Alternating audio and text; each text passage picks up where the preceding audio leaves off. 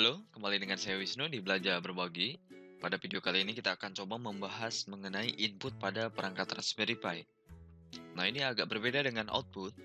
Untuk output itu kan dia nilai yang dikeluarkan dari perangkat Raspberry Pi keluar. Dia sudah jelas antara high dengan low, ya. Nah, sedangkan input dia kan menerima dari luar nilainya. Entah itu dari sebuah input atau dari sensor apapun. Nah, itu biasanya dia ada kemungkinan melesetnya besar sekali, ya. Nanti kesalahannya itu bisa berasal dari kodenya sendiri atau dari komponen inputnya sendiri, ya. Nah, ini adalah masalah yang wajar yang terjadi pada saat kita bermain dengan input. Oke. Kemudian nanti untuk cara menangkap nilainya itu ada banyak ya. Jadi untuk metodenya bermacam-macam. Ada cara yang paling sederhana, yaitu kalian nanti menangkap sebuah aksinya itu dari sebuah looping. Jadi programnya akan secara terus-menerus berjalan, ya, akan membaca sebuah aksi inputan. Ya, kalau kita menekan tombol atau apapun, nanti baru si programnya akan mengeksekusi program selanjutnya. Nah, cara seperti itu disebut dengan cara polling. Cara yang paling sederhana, membaca sebuah aksi input itu menggunakan sebuah looping. Nah, cara di sini itu dia lebih rentan terhadap kesalahan juga, ya, karena nanti bisa jadi ada kemungkinan meleset, ya. Nanti kalian menekan tombol misalnya, sedangkan nanti per sekian milisecond ternyata programnya tidak membaca aksi tersebut, jadinya meleset. Oke. Kemudian nanti ada lagi cara yang yang lumayan elegan lagi, yaitu menggunakan edge detection, ya. Nanti edge detection di sini itu membaca sebuah event. Eventnya itu adalah nanti pada saat nilai dari low ke high atau dari high ke low, ya. Itu nanti menggunakan edge detection. Ada beberapa metode yang bisa kita gunakan, ya. Atau mungkin nanti kita menggunakan sebuah callback. Pada saat ada event terjadi, kita akan memanggil sebuah callback misalnya. Oke. Ya, jadi untuk input nanti ada bermacam-macam caranya, kita akan coba satu persatu. Nah, tapi kita akan coba yang paling sederhana dulu nanti, menggunakan sebuah polling. Nah, sebelum dilanjutkan ke kodenya, di sini saya sudah persiapkan seperti biasa, ada perangkat Raspberry Pi yang sudah terhubung ke power, kemudian ke kabelan. Di sini kita akan menggunakan koneksinya ke SSH seperti biasa, tidak perlu menggunakan display, ya. Kemudian di sini ada dua buah pin yang sudah digunakan, yaitu pin nomor 1 untuk PCC atau positif, ya, 3 volt. Kemudian pin nomor 6 yang warna hitam ini ke ground, ya. Saya sudah hubungkan ke breadboard kecil seperti ini, sebelah sini untuk positif, sebelah sini untuk negatif. Oke. Kemudian nanti ada beberapa jumper yang akan kita gunakan. Ada dua ya. Yang satu untuk dihubungkan ke pin yang inputnya, dan yang satu untuk diloncatkan entah itu nanti dari switch ke negatif atau positif. Oke. Kemudian untuk jenis input komponennya, kalian sebenarnya bisa menggunakan beberapa input komponen, banyak sekali ya. Bisa menggunakan modul apapun, misalnya kalau yang lebih advance itu nanti menggunakan membran ya, atau sebuah keypad, membran keypad. Kita bisa gunakan yang seperti itu. Tapi di sini saya akan gunakan yang sederhana saja dulu, yaitu menggunakan sebuah switch ya. Nah, ini adalah tactical button yang 4 kaki. Kalian bisa gunakan atau mungkin yang 2 kaki seperti ini ya. Atau misalnya toggle button seperti ini. Ini adalah toggle button inputannya, bisa jadi kalian menggunakan inputan itu komponennya, kemudian atau tombol seperti ini ya. Banyak sekali sebenarnya untuk komponen input yang kalian bisa gunakan. Nah, yang paling sederhana saya akan menggunakan saja tactical button 2 kaki seperti ini. Cuma pendek ya. Ini adalah tactical button. Sangat sederhana sekali. Kemudian nanti ada beberapa komponen tambahan yang bisa kita coba. Di sini saya ada 2 buah resistor ya. Resistornya itu adalah 10.000 ohm yang satu, dan satu lagi ada 1000 ohm ya. Fungsi resistor di sini itu sementara saja, tapi nanti kita akan coba untuk apa resistor ini, kita akan persiapkan. Oke. Nah, ini adalah dari sisi hardware-nya. Kemudian untuk dari sisi kode, di sini juga saya sudah persiapkan satu buah file ya, supaya nanti kita tidak usah mengetikkan berulang-ulang kodenya kalau kita mau membuat file Python-nya lagi. Di sini saya sudah buatkan sebuah file namanya minimum configuration.py ya. Isinya itu sederhana saja seperti ini. Ada baris package-nya, kemudian ada variabel di sini untuk mendefinisikan variabel untuk pin-nya sebenarnya. Saya beri nama CH1 untuk channel 1. Nanti kalau kalian mau menggunakan banyak pin ya silahkan definisikan lagi supaya ini nanti mudah dirubah saja ya. Jadi kita simpan di sebuah variabel ya, supaya kalau nanti kalian mau menggunakan variabel yang sama bisa digunakan reusable ya. Oke, ini untuk variabelnya nanti menyimpan pinnya. Kemudian di baris selanjutnya adalah seperti biasa mode. Mengatur GPIO modenya yang akan kita gunakan adalah board ya. Yang supaya lebih sederhana, jadi nanti kita akan membahasnya itu physical numbering. Oke, kemudian untuk baris selanjutnya adalah untuk setup channelnya. Nanti untuk setup channelnya yang nanti digunakan, apakah pin nomor 8-nya itu atau channel nomor 1-nya itu akan kita gunakan sebagai input atau output. Untuk video kali ini ya pastinya kita akan gunakan sebagai inputan nanti. Oke. Kemudian untuk di baris selanjutnya ada sebuah block try and exception yang nanti supaya lebih bersih ini ya. Nanti kalian kalau mau menghentikan program Python-nya menggunakan Ctrl+C atau keyboard interrupt, dia nanti akan langsung dibersihkan oleh metode clean up di sini. Jadi tidak ada warning lagi ya. Kalau nanti pinnya sudah digunakan, kemudian tidak di clean up, nanti pada saat digunakan kembali biasanya ada warning. Oke. Nah, ini supaya lebih bersih, saya menggunakan try exception block. Kemudian di di statement try-nya, saya ada block while-nya di sini. Nah, inilah pollingnya. Nanti kita akan baca looping secara terus menerus tanpa berhenti. Ya di looping ini kodenya. Kita akan membaca sebuah inputnya di sebelah sini. Oke. Ini adalah file minimum configuration supaya nanti kita tidak usah mengetikkan berkali-kali. Ya, kita akan coba membuat sebuah file yang sederhana dulu dengan cara mengcopy minimum configuration py ke satu simple.input.py seperti ini. Oke, setelah di copy, kita buka kembali untuk filenya dan kita edit.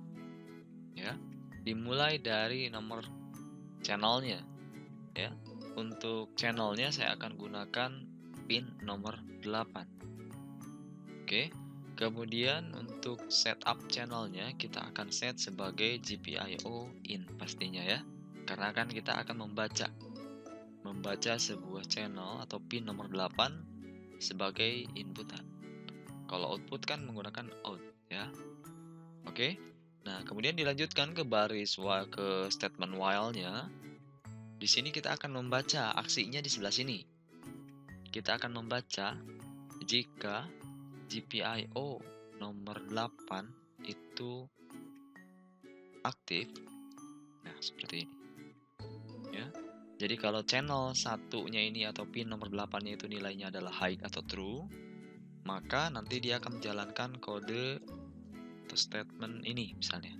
Statement yang sederhana saja untuk menampilkan text on. Kalau nilainya false, nanti dia akan mengeluarkan nilai atau output off ya. Sebuah teks untuk off seperti ini. Ya, ini sederhana sekali. Nanti programnya dijalankan, dia akan menjalankan sebuah looping ya, secara terus-menerus. Ini infinity loop. Tidak berhenti pada saat nanti kita melakukan input. Jika nilainya true, dia akan menampilkan text on. Kalau tidak, dia akan menampilkan text off seperti ini. Oke, untuk filenya sederhana, yang sederhana dulu seperti ini. Ini adalah cara untuk yang polling. Ya. Untuk yang polling, kita simpan Ctrl X, kemudian tekan Y, kemudian di enter. Dan kita siap mengeksekusi file ini. Nah, sebelum dieksekusi, ya kita lanjut kembali untuk mempersiapkan boardnya. Ya, dimulai dari menghubungkan pin nomor 8-nya. Pin nomor 8 itu di sebelah sini, ya, di sampingnya ground. Oke, kemudian kita simpan di breadboard misalnya sebelah sini. Oke, kemudian untuk switchnya kita simpan di sebelah sini juga. Ya, satu kakinya terhubung ke pin nomor 8 dan satu kakinya lagi. Nah, ini nanti tergantung nanti kalian mau membuatnya tombolnya itu on atau off pada saat ditekan. Ya, ini sangat bergantung terhadap logika yang mau kalian gunakan. Ya. Untuk contohnya misalnya pada saat nanti kita menekan tombol, kita mau menerima nilai on. Sedangkan pada saat tombol dilepas, kita akan menerima nilai off. Berarti nanti pin nomor 8 di sini dia akan menerima sebuah input. Kalau mau pada saat ditekan itu dia menjadi on, berarti jumper yang sebelah sini kita akan hubungkan ke positif. Perhatikan ya. Untuk yang positif, ya jadi pada saat nanti ditekan, si pin ini akan menerima nilai positif. Oke, ini setup sederhana dulu seperti ini misalnya. Kita akan coba sekarang, ya. Boardnya sudah dipasangkan, dipastikan tidak ada yang salah, ya. Terhubung ke pin 8, kemudian yang ini terhubung ke PCC atau positif. Dan rencananya itu nanti skenario-nya pada saat kita tekan switch-nya, pin 8 di sini akan menerima nilai high atau true, ya. Kita coba, kita jalankan kodenya dan hasilnya seperti ini. Bisa dilihat, ternyata nilai yang dikeluarkan itu tidak on, tidak off. Ya maksudnya dia bolak-balik ya, antara on dengan off. Nah, ini kondisi seperti ini disebut dengan floating. Ya, pada input. Floating itu sebuah kondisi di mana pinnya itu tidak menerima nilai dengan jelas. Ya, dia mengambang jadi dia ya. Dia bukan on, bukan off. Jadi dia random seperti ini. Dia mengeluarkan nilai random seperti ini. Ya. Nah, ini bahaya sekali nanti pada saat diimplementasikan ya. Kebayang kalau kalian misalnya sudah implementasi di dunia nyata dan outputnya seperti itu, wah itu bahaya sekali ya. Nanti misalnya menyalakan lampu, nyala mati, nanti malah lampunya meledak ya. Oke, hati-hati. Nah, ini kondisi seperti ini disebut floating, adalah sebuah kondisi di mana pinnya itu tidak menerima nilai dengan jelas. Kalau kita perhatikan di sebelah sini, pin 8 di sini dia tidak menerima nilai apapun sebenarnya. Ya. Nilainya itu dia bukan on, bukan off. Makanya dia floating, mengambang ya. Nanti pada saat ditekan, kita coba jalankan lagi.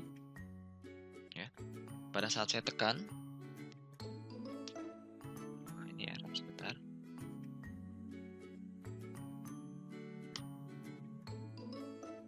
Nah, ini kan tidak jelas ya. Kadang dia on, kadang dia on off seperti ini. Nah, ini gimana kabelnya? Oke. Nah, inilah input. Masalah yang terjadi pada input itu ya sensitif seperti ini. Kalau saya tekan switch-nya, nah dia baru on. Nilai untuk pin 8-nya sudah jelas. Sekarang dia menerima nilai high atau true. Nah, pada saat dilepas, dia tidak jelas kembali. Oke. Nah, ini adalah floating. Nah, bagaimana cara mengatasinya? Cara mengatasinya nanti ada dua cara, ya.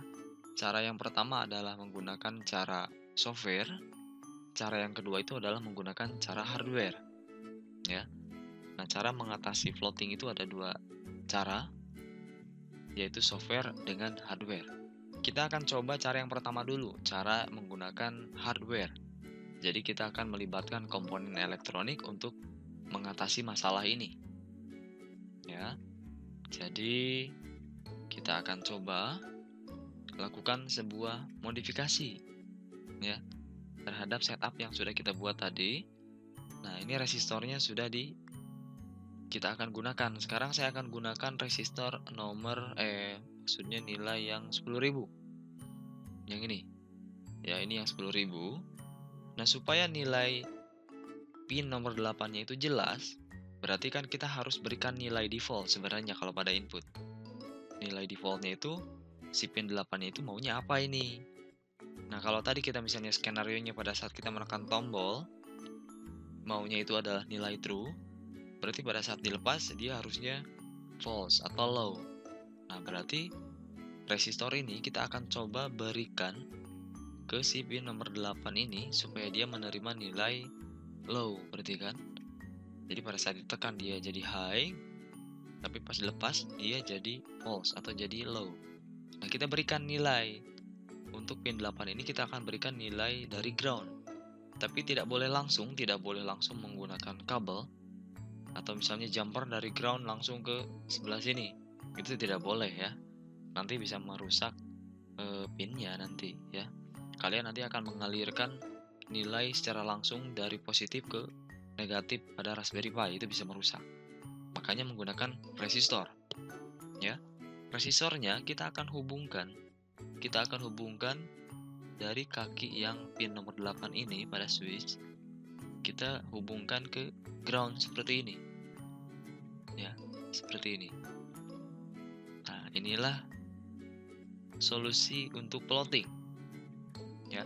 Jadi kita akan menghubungkan pin nomor 8-nya itu ke ground sebagai nilai default. Jadi pada saat programnya dijalankan seperti ini, dia menerima nilainya itu adalah off, seperti itu ya. Jadi kita sudah merubah pin nomor 8 itu menjadi state off, atau nilai defaultnya itu sebenarnya dia menjadi menjadi low ya, atau jadi false. Nah, cara ini disebut dengan pull down ya. Jadi ini adalah solusi untuk mengatasi plotting menggunakan cara hardware untuk yang jenisnya itu pull down, menarik ke bawah berarti ya. Jadi nilainya itu menjadi defaultnya off seperti ini. Nah, pada saat ditekan nilainya harusnya on. Nah, ini sudah jelas ya, seperti ini. Oke, ini adalah pull down. Nah, selain pull down, ada kebalikannya, berarti ada pull up kan ya. Nah, berarti nanti sekarang kondisinya kita balik. Ya, maksudnya itu skenario tadi kan kita pada saat kita tekan, kita maunya itu menampilkan nilai on, pada saat dilepas menampilkan nilai off. Nah, sekarang kita balik. Pada saat dilepas atau tidak ditekan apapun, saya maunya itu nilainya itu on. Nah, berarti agak berubah kondisinya di sini. Ya. Nanti pada saat ditekan off, berarti pin 8 di sini itu kita maunya itu nilainya itu dia menerima nilai false atau low. Berarti jumper yang di sini kita akan hubungkan ke ground sebelah sini. Ya. Jadi nanti pada saat ditekan, pin 8-nya akan menerima nilai low atau false ya dari ground. Nah, tanpa menggunakan resistor dulu, kita akan coba lagi jalankan programnya. Seperti biasa, ini ada plotting ya, masih plotting. Kita akan tangani menggunakan resistor 10.000 ohm.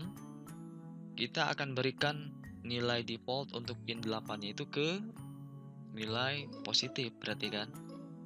Nah, seperti ini. Bisa dilihat sekarang untuk pollingnya dia sudah stabil, loopingnya. Nilai yang dibacanya itu adalah nilai on. Karena kita memberikan nilai default untuk pin 8 itu adalah positif. Ya, state awalnya adalah on. Pada saat kita menekan tombol, baru harusnya dia mengeluarkan nilai off. Ya, seperti ini. Oke, ini adalah pull up.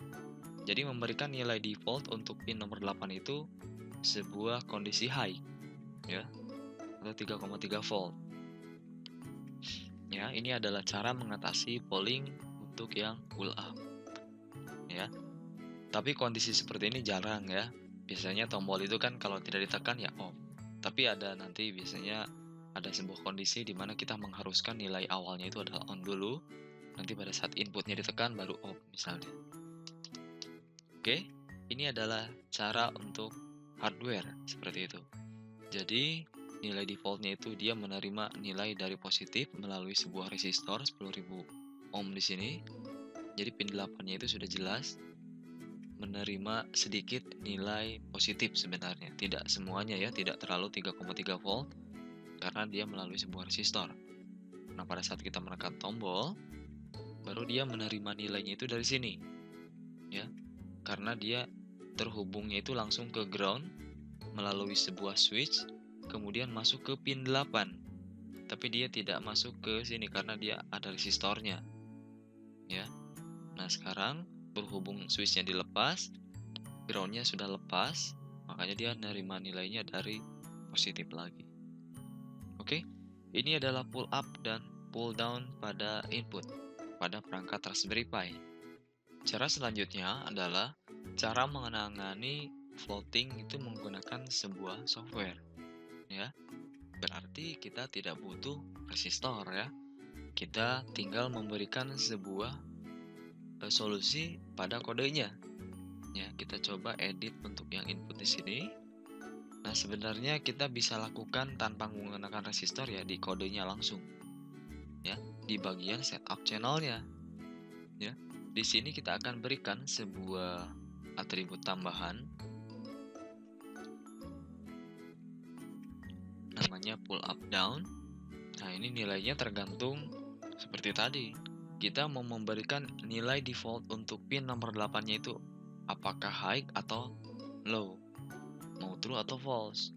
Misalnya cara yang seperti pertama tadi, pada saat switchnya tidak ditekan, saya mau menampilkan nilainya itu adalah false untuk pin 8. Berarti nilai defaultnya itu adalah